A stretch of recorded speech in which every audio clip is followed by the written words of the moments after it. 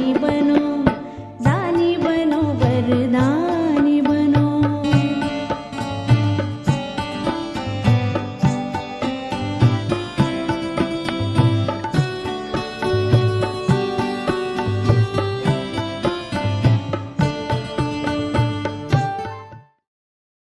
ओम शान्ति। प्यारे बाबाको महावाक्य आज मिति 2078 पौष 4 गते आइतबार, तदनुसार 19/12/2021 को अव्यक्त बापदादाको महावाक्य रहेको छ। रिभाइज तारिख 13/12/89 को। प्यारे बाबा अव्यक्त महावाक्यको शीर्षकमा भन्दै हुनुहुन्छ, दिव्य ब्राह्मण जन्मको भाग्यका रेखाहरू। दिव्य ब्राह्मण जन्मको भाग्यका रेखाहरू। आज विश्व रचयिता बापदादाले आफ्ना विश्वका सर्व मनुष्य आत्मारूपी बच्चाहरूलाई देखिरहनु भएको छ। सर्व आत्माहरूमा अर्थात् सर्व बच्चाहरूमा 2 प्रकारका बच्चाहरू छन्। बाबाले मनुष्य आत्मारूपी बच्चाहरूलाई विश्वका सबैलाई देखिरहनु भएको छ। त्यसमा बाबा भन्नुहुन्छ, सर्व आत्माहरूमा अर्थात् सर्व बच्चाहरूमा 2 प्रकारका बच्चाहरू छन्। एक थरी छन् बाबालाई चिन्नेहरू र अर्का थरी छन् पुकार्नेहरू अथवा चिन्न परख गर्न प्रयत्न गर्नेहरू।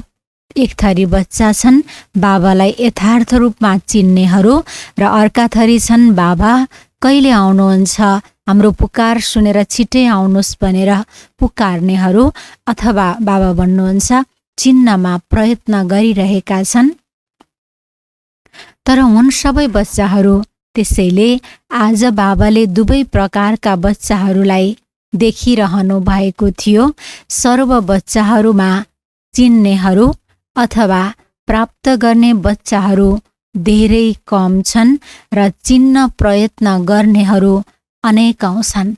बाबालाई जो हुनुहुन्छ, जस्तो हुनुहुन्छ चिनेर याद गर्ने बच्चाहरू कम मात्रामा छन् र धेरै छन् जसले चिन्ने प्रयत्न गरिरहेका छन्। चिनेका बच्चाहरूको मस्तकमा श्रेष्ठ भाग्यका रेखाहरू चम्किरहेका छन्। जसले बाबालाई चिनेका छौँ उस आत्माको मस्तकमा श्रेष्ठ भाग्यको रेखाहरू चम्किरहेको छ। सबैभन्दा श्रेष्ठ भाग्यको रेखा हो बाबाद्वारा दिव्य ब्राह्मण जन्मको। सबैभन्दा श्रेष्ठ रेखा भाग्यको बाबाद्वारा जुन दिव्य ब्राह्मणको जन्म प्राप्त भयो, तिनीहरूको दिव्य जन्मको अति श्रेष्ठ रेखा चम्किरहेको छ। पुकार गर्ने बच्चाहरूले अन्जानमा पनि यही मानेका छन् भगवानले हामीलाई रच्नु भएको हो, तर अन्जान भएको कारणले दिव्य जन्मको अनुभूति गर्न भने सक्दैनन्। बाबा भन्नुहुन्छ, पुकार गर्ने बच्चाहरूले अन्जानमा बाबालाई पुकार गरेको कारणले दिव्य ब्राह्मण जन्मको अनुभूति उनीहरूले गर्न सक्नु भएको छैन। तिमीहरूले पनि भन्छौ हामीलाई बाप दादाले दिव्य जन्म दिनु भएको छ। तिनीहरूले पनि भन्छन् भगवानले रच्नु भएको हो। भगवान नै रचयिता हुनुहुन्छ, भगवान नै पालनहार हुनुहुन्छ। तर दुवैको भनाइमा अन्तर कति छ? एक थरी ब्राह्मण बच्चा जसले बाप दादाले दिव्य जन्म दिनु भएको भनेर स्वीकार गर्छौं। अर्का थरी भक्त बच्चाहरू जसले भगवानले हामीलाई रच्नु भएको हो, भगवान रचयिता हुनुहुन्छ, पालनहार पनि भगवान नै हुनुहुन्छ भन्छन्। तर तिमीले बाबालाई आफ्नो बनाउनु र उनीहरूले भगवानलाई बन्नुमा कति फरक छ। तिमीहरूले अनुभवले, नसाले, ज्ञानले भन्छौ हामीलाई बाप दादाले, माता पिताले रच्नु भएको हो, अर्थात् ब्राह्मण जन्म दिनु भएको हो। रचयितालाई, जन्मलाई, जन्मपत्रीलाई, दिव्य जन्मको विधि र सिद्धि सबैलाई जानेका छौ। बाबालाई हामीले जान्नु, पाउनु, बाबाले हामीलाई स्वीकार गर्नु अर्थात् रचयिता बाबालाई जान्नु, आफ्नो दिव्य जन्मलाई जान्नु, हाम्रो जन्मपत्रीलाई जान्नु, भविष्यलाई जान्नु र दिव्य जन्मको विधि कुन तरिकाले भइरहेको छ र सिद्धि त्यसबाट के मिलिरहेको छ, यो सबै कुरा ब्राह्मण बच्चाहरूले जानेका छौँ। तिमीहरू हरेकलाई आफ्नो दिव्य जन्मको बर्थडे याद छ नि? यो दिव्य जन्मको विशेषता कुन चाहिँ हो? यो ब्राह्मण जन्म दिव्य जन्मको विशेषता कुन चाहिँ हो? साधारण जन्मधारी आत्माले आफ्नो बर्थडे बेग्लै मनाउँछन्, फ्रेन्ड्स डे बेग्लै मनाउँछन्, पढाइको दिन बेग्लै मनाउँछन् र तिमीहरूले के भन्छौ तिम्रो बर्थडे पनि त्यही हो, म्यारिज डे र पढाइको दिन पनि त्यही हो। जुन दिन हामी बाबाको बन्यौँ, बाबा मेरो म बाबाको भनेर स्वीकार गर्यौँ, त्यो नै हाम्रो जन्मदिन पनि हो, बाबासँग सगाईको दिन पनि हो, बाबाको साथमा सर्वसम्बन्ध जोडेको दिन पनि हो र पढाइको दिन पनि हो। मदर डे भन, फादर डे भन, इङ्गेजमेन्ट डे भन, सबै एउटै हो।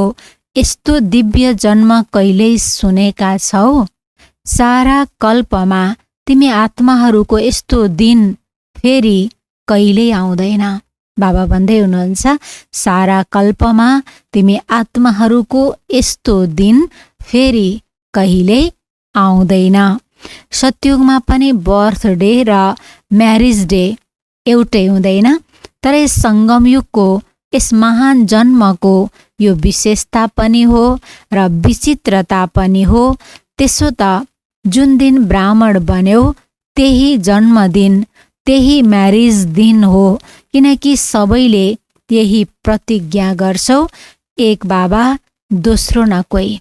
जुन दिन हाम्रो जन्म भयो, जुन दिन हामी बाबाको घरमा आयौँ, बाबालाई स्वीकार गर्यौँ, त्यही दिन हाम्रो जन्मदिन पनि हो, म्यारिज दिन पनि हो, किनकि बाबासँग प्रतिज्ञा गरेका थियौँ हामीले त्यसै दिन कि एक बाबा दोस्रो न कोही। यो दृढ सङ्कल्प सुरुमा नै गर्छौ नि, हजुरसँगै खान्छु, हजुरसँगै बस्छु, हजुरसँगै सर्वसम्बन्ध निर्वाह गर्छु, यस्तो प्रतिज्ञा सबैले गर्छौ नि।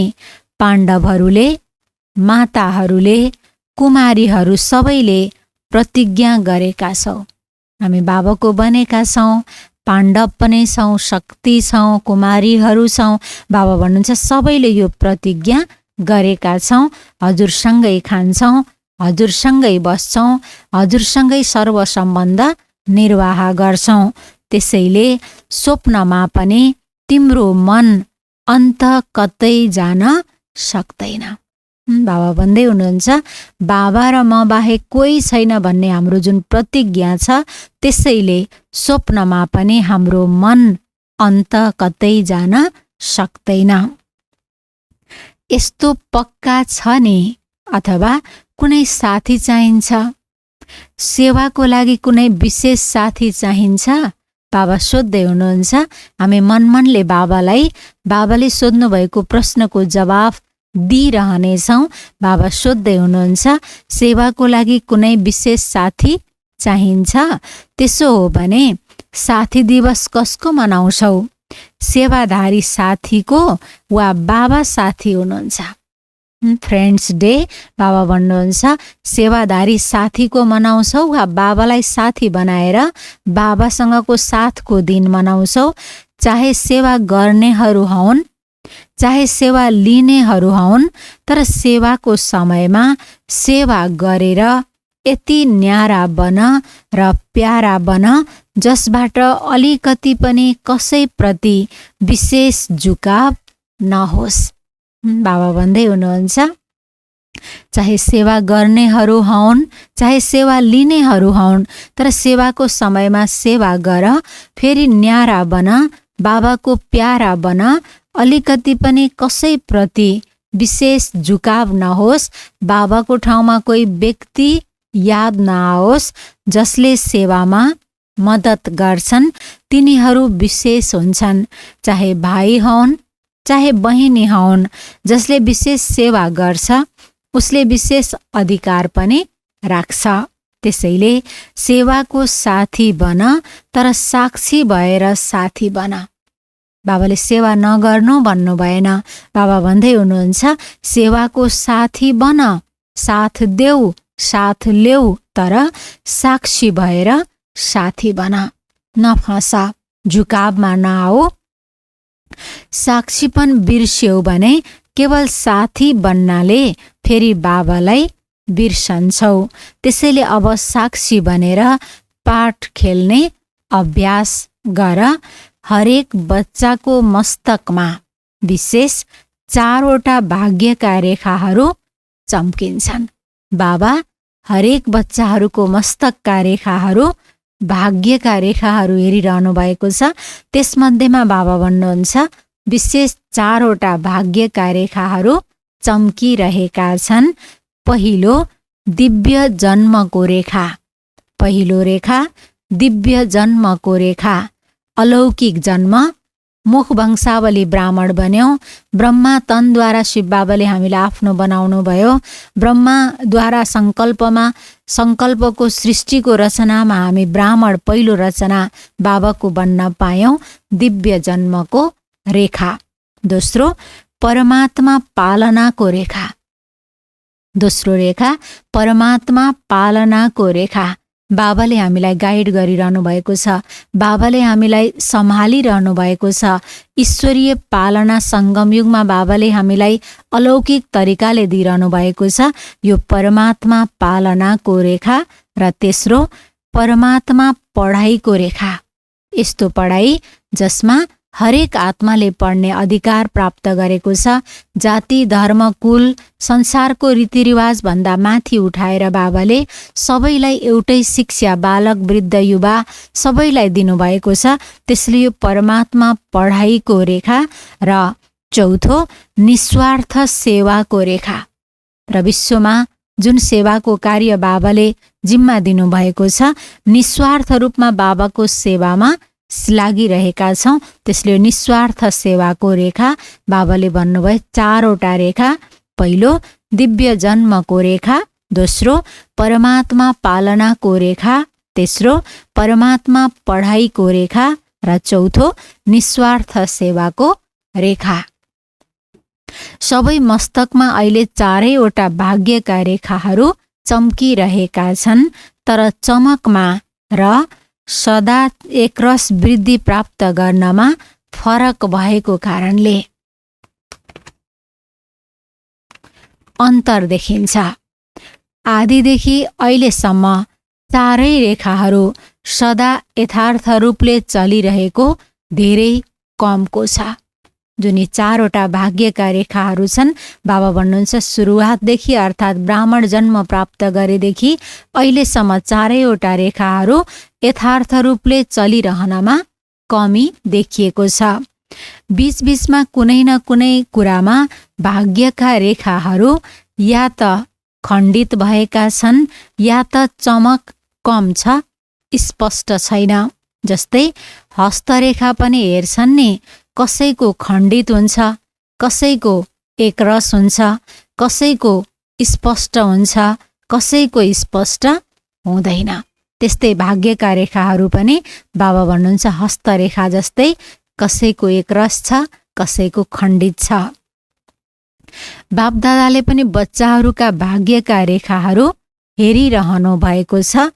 दिव्य जन्म त सबैले लिए, तर दिव्य जन्मका रेखाहरू कसैका खण्डित हुन्छन् वा स्पष्ट हुँदैनन्, किनकि आफ्नो जन्मको धर्ममा अखण्ड चल्दैनन्। रेखाहरू खण्डित हुनु, एकरस नहुनु, अस्पष्ट हुनु, स्पष्ट हुनु, यसमा बाबा भन्दै हुनुहुन्छ कसैका रेखा खण्डित हुन्छन्, स्पष्ट हुँदैनन्। यसको कारण आफ्नो जन्मको धर्ममा जुन मर्यादा छ त्यसमा अखण्ड भएर चल्दैनन्। त्यसैले तिनीहरूका भाग्यका रेखाहरू खण्डित हुन जान्छन्। धर्म के हो, कर्म के हो, यसलाई त जानेका छौ नि। बाबा हामीलाई सोध्दै हुनुहुन्छ धर्म के हो, कर्म के हो। यसलाई त जानेका छौ नि। त्यसै गरी परमात्मा पालनामा त सबै ब्राह्मणहरू चलिरहेका छौ, चाहे समर्पित हौ चाहे प्रवृत्तिमा छौ, तर बाबाको डाइरेक्सनले चलिरहेका छौ। प्रवृत्तिकाले के भन्छौ? आफूले कमाएको खान्छौ वा बाबाको खान्छौ?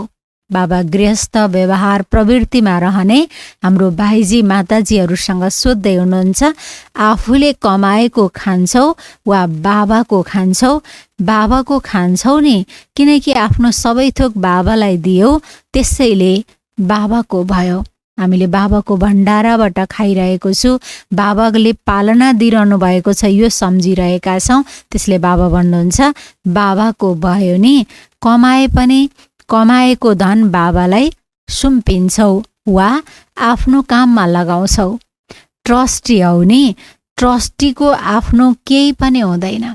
जसले निमित्त सम्झिएको हुन्छ, ट्रस्टी सम्झिएको हुन्छ, उसले आफ्नो केही पनि छ भन्ने सोचेको हुँदैन। गृहस्थीमा आफ्नोपन हुन्छ, ट्रस्टी अर्थात् सबै बाबाको। आफ्नो हातले खाना बनाउँछौ तर पनि सम्झन्छौ नि, ब्रह्मा भोजन खाइरहेको छु। पहिला भोग कसलाई लगाउँछौ? बाबालाई अर्पण गर्छौ नि। अर्पण गर्नु अर्थात् बाबाको खानु। अर्पण गर्नु अर्थात् बाबाको खानु, बाबासँग अनुमति लिएर खानु, त्यो नै अर्पण गर्नु हो। ब्रह्मा भोजन खान्छौ, चाहे बच्चाहरूका लागि भनेर लगाउँछौ, त्यो पनि डाइरेक्सन अनुसार लगाउँछौ।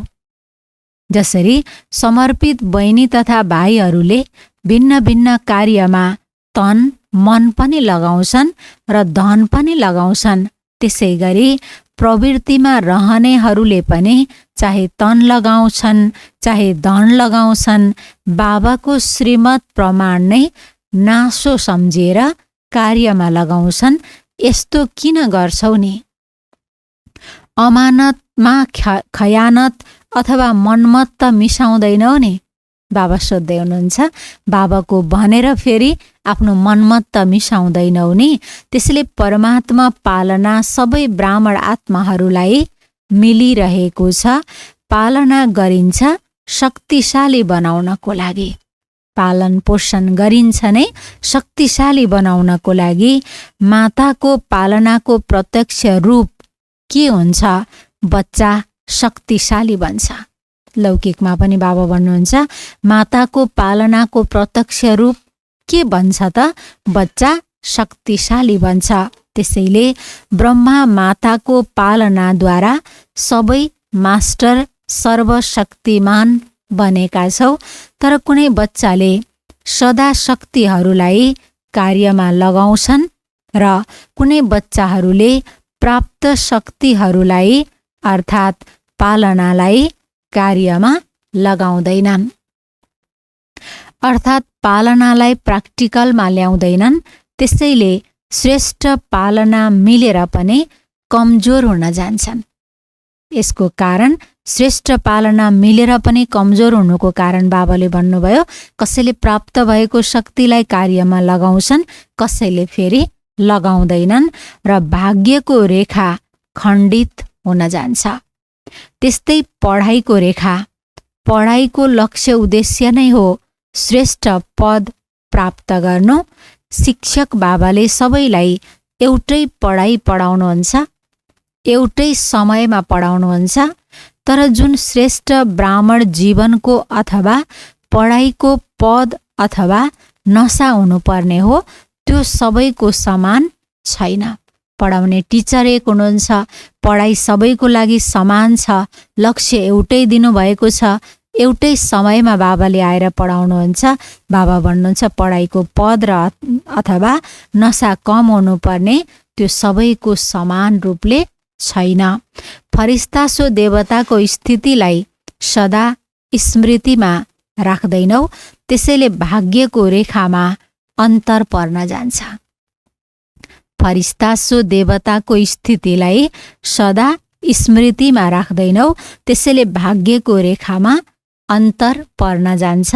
त्यस्तै सेवाको रेखा, सेवाको विशेषता हो जुन ब्रह्मा बाबाले साकार रूपमा अन्तिम वरदानको रूपमा स्मृति दिलाउनुभयो, निराकारी, निर्विकारी र निरहङ्कारी।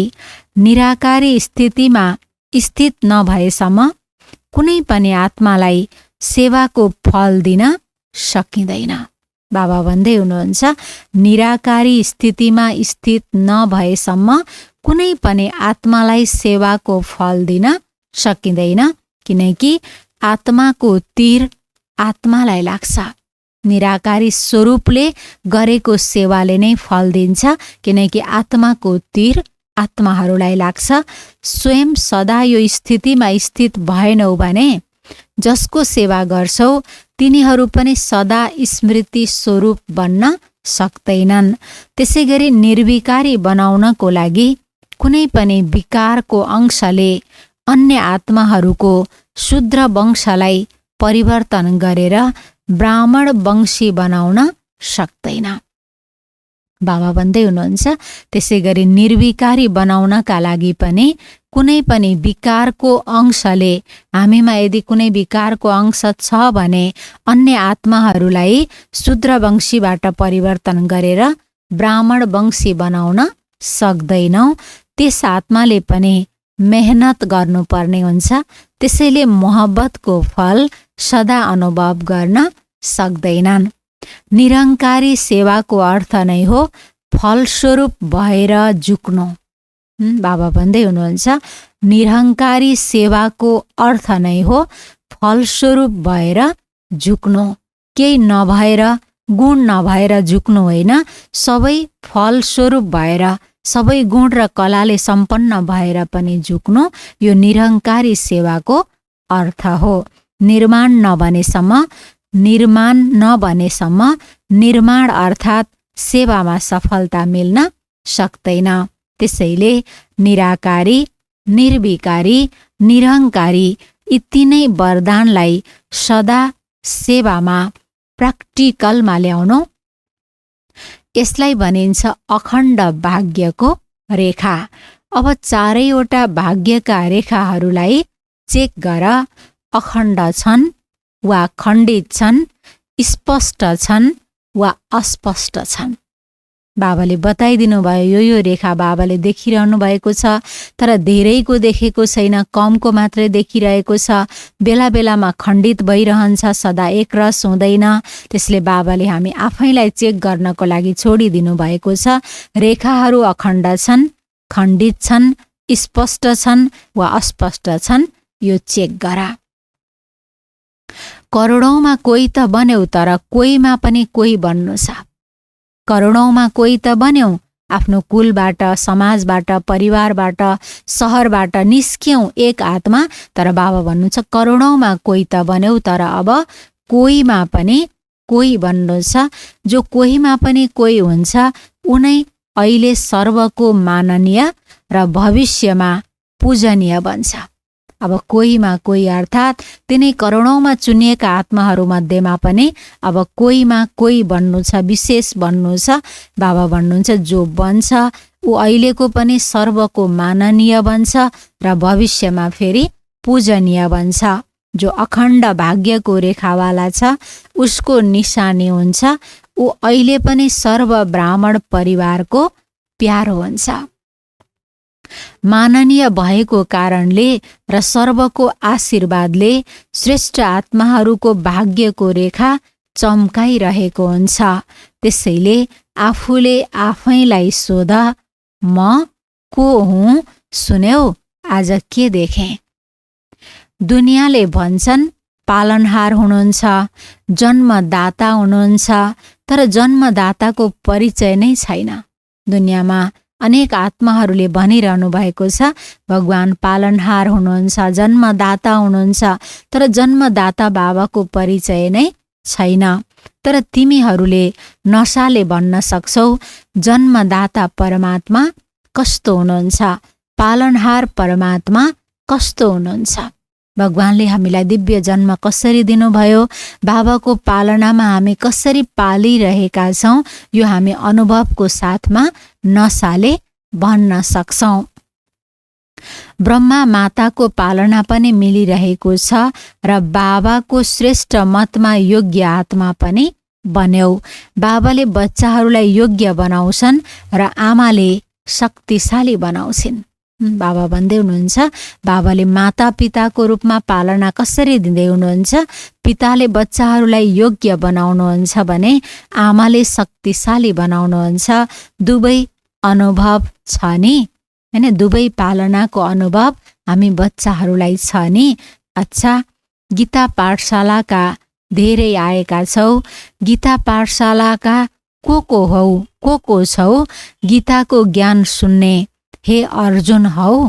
बाबा गीता पाठशालाबाट आउनुभएको भाइजी माताजीहरूसँग सोध्दै हुनुहुन्छ, गीता पाठशालाका को हौ?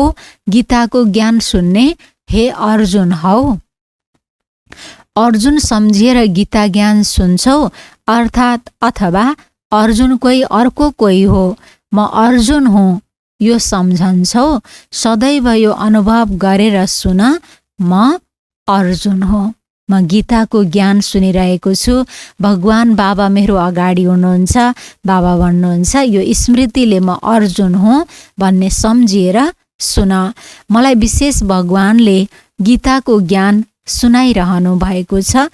गीता पाठशालाका त सबैभन्दा नम्बर 1 निस्कन्छन्। यो विधिले सुन्यौ भने अगाडि बढ्छौ।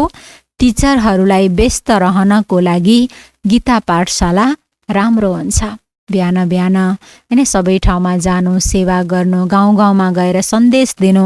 बाबा भन्नुहुन्छ टिचरहरूलाई व्यस्त रहनको लागि गीता पाठशाला राम्रो हुन्छ। गीता पाठशालाले चक्रवर्ती पनि बनाउँछ, व्यस्त पनि राख्छ, वृद्धि पनि राम्रो हुन्छ, मेहनत कम हुन्छ र मद्दतगार धेरै बन्छन्। बलिहारी छ, बलिहारी त गीता पाठशालाको हो नि, त्यसैले बाबालाई गाउँका प्यारो लाग्छ। बाबा भन्दै हुनुहुन्छ बलिहारी त गीता पाठशालाको छ। ठुलो ठुलो आश्रमहरूलाई पनि गीता पाठशालाले धेरै मद्दत गरिरहनु भएको हुन्छ। त्यसले बाबा भन्दै हुनुहुन्छ बाबालाई गाउँको प्यारो लाग्छ। ठुलो स्थानमा माया पनि ठुलो रूपमा आउँछ, गाउँमा रहनेलाई माया पनि कम आउँछ। त्यसले गाउँका धेरै अच्छा छौ, धेरै सङ्ख्या कहाँको छ, तर अहिले त सबै मधुबन निवासी हौ। गीता पाठशाला सेन्टर जहाँबाट, जुन सहरबाट, जुन देशबाट गए पनि बाबा भन्नुहुन्छ तिमी अहिले त सबै मधुबन निवासी हौ। सबै टिचरहरूको स्थायी ठेगाना कहाँ हो? बाबा टिचरहरूसँग सोध्दै हुनुहुन्छ। मधुबन हो नि, त्यो दोकान हो, यो घर हो। सेवा केन्द्र विभिन्न स्थानमा गएर सेवा गर्छौँ, त्यो दोकान हो। यो अर्थात् मधुबन मूल घर हो। धेरै के याद आउँछ? घर वा दोकान? कसै कसैलाई दोकानको धेरै याद आउँछ। मेरो सेन्टर के भयो होला, त्यहाँ कस्तो होला? बाबा भन्नुहुन्छ कसै कसैलाई फेरि दोकानको धेरै याद आउँछ। शुद्ध पनि दोकान याद आउँछ। तिमीहरूले जहाँ चाहन्छौ त्यहाँ बुद्धिलाई स्थित गर्न सक्छौ। बाबा भन्दै हुनुहुन्छ कुनै स्थानको पनि लगाव नहोस् सूक्ष्ममा हाम्रो बुद्धिमा। त्यसले बाबा हामीलाई अटेन्सन दिलाउँदै हुनुहुन्छ।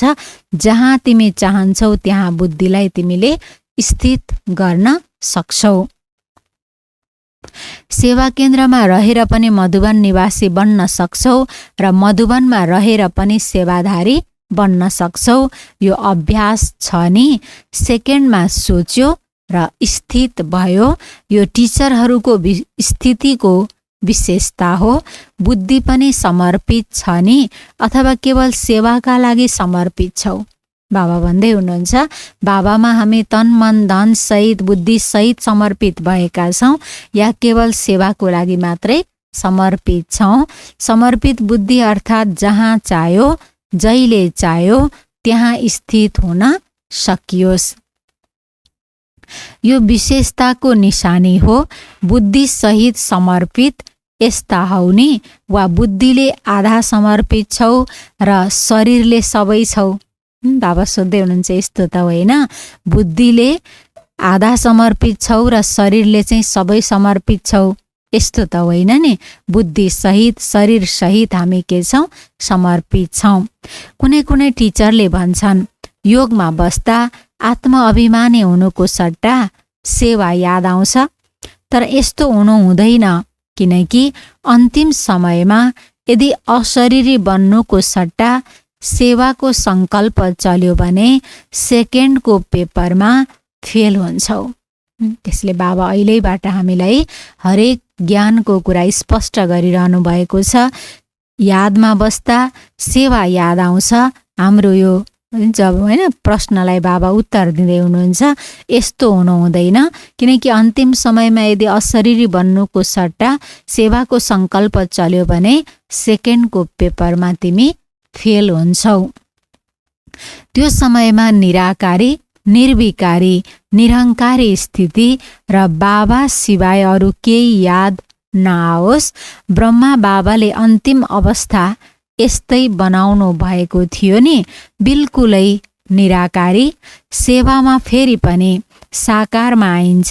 त्यसैले यो अभ्यास गर, जुन समयमा जे चाह्यो त्यो स्थिति होस्, नत्र धोका मिल्छ।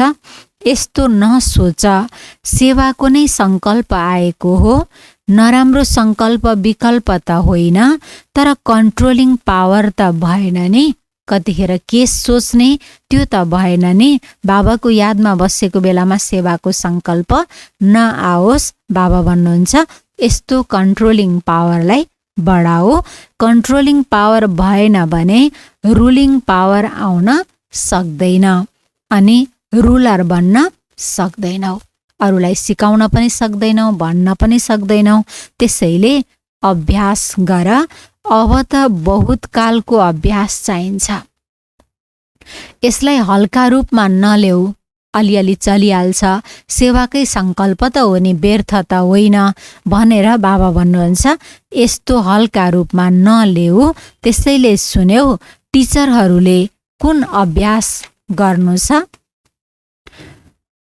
तब भनिन्छ बाबालाई अनुसरण गर्ने टिचरहरू सदा ब्रह्मा बाबालाई सामुन्ने राख र 3 वरदान याद राख अनि अनुसरण गर।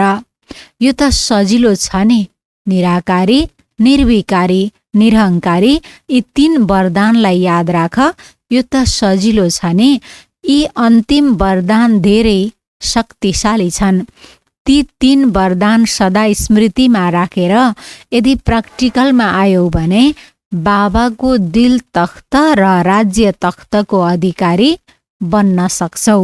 अच्छा, सर्व बाबा समान, सदा नलेजफुल, पावरफुल बच्चाहरूलाई सदा भाग्य विधाताद्वारा मिलेका, श्रेष्ठ भाग्यका स्पष्ट रेखा भएका भाग्यवान बच्चाहरूलाई, सदा बाबा समान त्रिवरदान प्राप्त विशेष आत्माहरूलाई, सदा ब्राह्मण जन्मको पालना र पढाइलाई अगाडि बढाउने यस्ता अखण्ड भाग्यवान बच्चाहरूलाई बापदादाको याद प्यार एवं नमस्ते। रुहानी बच्चाहरूको रुहानी बाबालाई गुड मर्निङ, नमस्ते नमस्ते। अव्यक्त बाप दादाको जोन अनुसार बच्चाहरूसँग भेटघाट महाराष्ट्र ग्रुपसँग। सदा आफूलाई सर्व प्राप्तिबाट सम्पन्न अनुभव गर्छौ। कहिलेकाहीँ खाली त हुँदैनौ। सर्वप्राप्तिको अनुभव सधैँ हुन्छ वा कहिलेकाहीँ खाली त हुँदैनौ, किनकि बाबाले यति प्राप्ति गराउनु भएको छ। यदि सर्वप्राप्ति आफूमा जम्मा गर्यौ भने कहिल्यै खाली हुन सक्दैनौ। यो जन्मको मात्रै कुरा होइन, अनेक जन्म पनि यहाँको भरपूरता साथमा रहन्छ। यस जन्मको, अहिलेको जन्मको मात्रै कुरा होइन। बाबा भन्दै हुनुहुन्छ अहिले जुन खजाना सर्वप्राप्तिले हामी भरपूर हुन्छौँ, यो अनेक जन्मसम्म पनि यो भरपूरताले काम गर्छ। त्यसैले जब यति दिएको छ जुन भविष्यमा पनि चल्नु छ भने अहिले खाली कसरी हुन सक्छ? तर यदि बुद्धि खाली रह्यो भने हलचल हुन्छ। कुनै पनि चिज यदि भरिएको छैन भने हलचल हुन्छ। त्यसैले भरपूरताको निशानी हो जहाँ मायालाई आउने मार्जिन नै हुँदैन। भरपूरताको निशानी हो, खाली ठाउँ नराख्नुको निशानी हो, मायालाई जहाँ आउने अलिकति पनि ठाउँ नै हुँदैन। मायाले नै त हल्लाउने हो। त्यसैले माया आउँछ वा आउँदैन? बाबा हामीसँग सोध्दै हुनुहुन्छ, माया आउँछ वा आउँदैन? सङ्कल्पमा पनि आउँछ। मायाको राज्यमा त आधा कल्प अनुभव गर्यौ र अब आफ्नो राज्यमा गइरहेका छौ। मायाजित बनेपछि मात्र आफ्नो राज्य आउँछ र मायाजित बन्ने सहज साधन हो सदा सर्व प्राप्तिहरूबाट भरपूर रहनु, कुनै एउटा प्राप्तिबाट पनि वञ्चित नरहनु। सर्व प्राप्ति होस् यस्तो होइन, यस्तो त हुन्छ नै, एउटा कुरा नपुग्दैमा कुनै हर्जा छैन, यस्तो नभन्नु। बाबा भन्नुहुन्छ सर्व प्राप्तिले भरपूर बन्नु, यस्तो त होइन, यस्तो त हुन्छ नै, एउटै कुरा नपुग्दैमा कुनै हर्जा त छैन। यदि अलिकति पनि कमी भयो भने मायाले छोड्दैन, त्यही ठाउँबाट हल्लाउँछ। माया आउने आधार नै कमजोरी हो। त्यसले अलिकति भयो भने पनि त्यहीबाट माया पसेर हल्लाउँछ। त्यसैले मायालाई आउने मार्जिन नै नहोस्। आयो फेरि भगाउनु पर्यो भने त्यसमा पनि समय जान्छ। त्यसैले मायाजित बनेका छौ, यस्तो नसोच 2 वर्ष वा 3 वर्षमा भइएला भरपूर सर्वप्राप्तिले सम्पन्न, 2 वर्ष 3 वर्षमा भइएला, यो नसोच। ब्राह्मणहरूको लागि स्लोगन छ, अहिले नभए कहिल्यै हुँदैन। अब समयको रफ्तार प्रमाण, कुनै पनि समयमा केही पनि हुन सक्छ। बाबा अन्तिममा पनि हामीलाई विशेष ध्यान खिचाउँदै हुनुहुन्छ। अब समयको रफ्तार, समय दौडिएको देख्दा यस्तो लाग्छ कुनै पनि समयमा केही पनि हुन सक्छ। त्यसैले तीव्र पुरुषार्थी बन।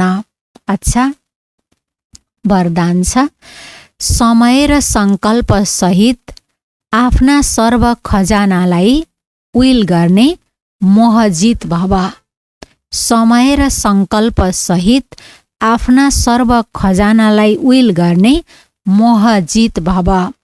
जसरी बच्चालाई सबै थोक विल गरिन्छ, लौकिकमा पनि बुवाले बच्चालाई आफ्नो सम्पत्ति सम्पूर्ण अर्पण गर्नुहुन्छ, त्यसै गरी तिमीहरूले पनि बाबालाई आफ्नो वारिस बनाएर सबै थोक विल गरिदियौ भने विल पावर आउँछ। बाबा भन्दै हुनुहुन्छ लौकिकमा पनि छोराछोरीलाई सुम्पिए जस्तै तिमीहरूले पनि बाबालाई आफ्नो वारिस, मेरो मसँग जे छ त्यसको मालिक मेरो बाबा हो, वारिस बनाएर दियौँ भने आत्मबल बढ्छ, शक्ति आउँछ। यो विल पावरले मोह स्वतः नष्ट हुन्छ। जसरी साकार बाबाले पुरा आफूलाई नै विल गर्नुभयो, त्यस्तै तिम्रो जुन स्मृति छ, समय र सङ्कल्पको खजाना छ, त्यसलाई विल गर, अर्थात् श्रीमत प्रमाण सेवामा लगायौ भने मोहजित बन्धन मुक्त बन्छौ। हामीसँग जे छ स्मृति, समय, सङ्कल्पको खजाना सबै बाबालाई अर्पण गर्यौँ भने, अर्थात् अर्पण गर्नु भनेको के हो त भन्दा सबै श्रीमत प्रमाण सेवामा लगायौँ भने हामी मोहजित बन्धन मुक्त बन्छौँ। स्लोगन छ, एक अर्काको स्नेही बन्नको लागि सरलता र सहनशीलताको गुण धारण गर।